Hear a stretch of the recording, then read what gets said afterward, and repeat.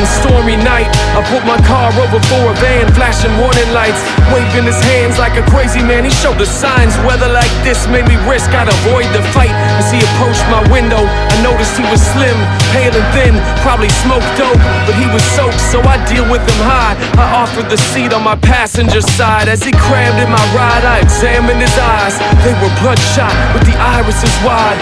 To my surprise, he exclaimed, "There's been a murder." I repositioned myself to defend from slaughter. It just got harder. He told me of a mansion where every creative man's been.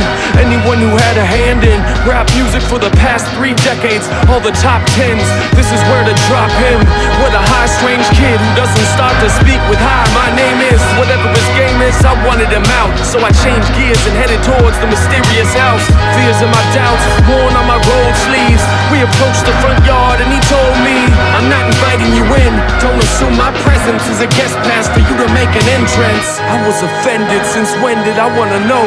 I was entranced with his voice, the way it flowed. I thought, damn, I kinda wanna know. I followed him up the path and snuck in the door. As he told me before, I was now on my own.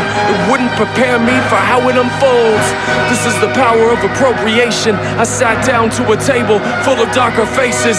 I could see their hatred aimed in my direction. They were angry by the appearance of my complexion. Just a mere suggestion of a new face who takes a place at the table where they eat their food plates. I was a threat, I started to detect. I analyzed the set of men I was with. I counted 6, all men frowning stiff, rigid with stares to give.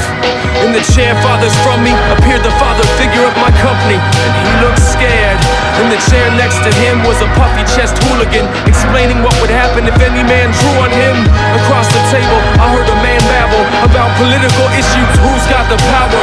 He called the rest of us cowards and said what they did made what he did devalued. The man on his right, he looked hyped, with a grill in his mouth, a gold-plated Christ.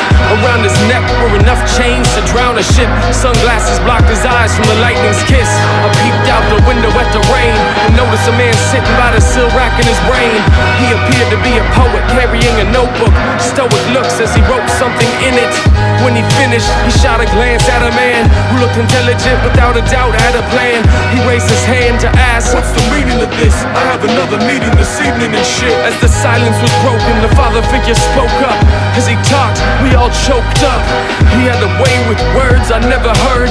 When I grew up, I was accustomed to dumber stuff. One of you committed a crime. Over time, this art form of mine started to decline. It had a prime, a golden era if you will. It got commercialized, pushing lies over skill. But what really ruined rap? It became a cultural fad, taken away from folks who are black. It's now a ghost of the past, some sort of sick joke these pricks stole to close my casket. It summoned up feelings from my inner gut. Suddenly I realized who the sinner was. The thunder rumbled, now I understand. Tears rolled down my cheeks as I lifted my hands. They were bloody, my company began to mug me. I stood up, knowing what they wanted. I only did it for the thrill of it all. I'm sorry, I didn't mean to kill hip-hop.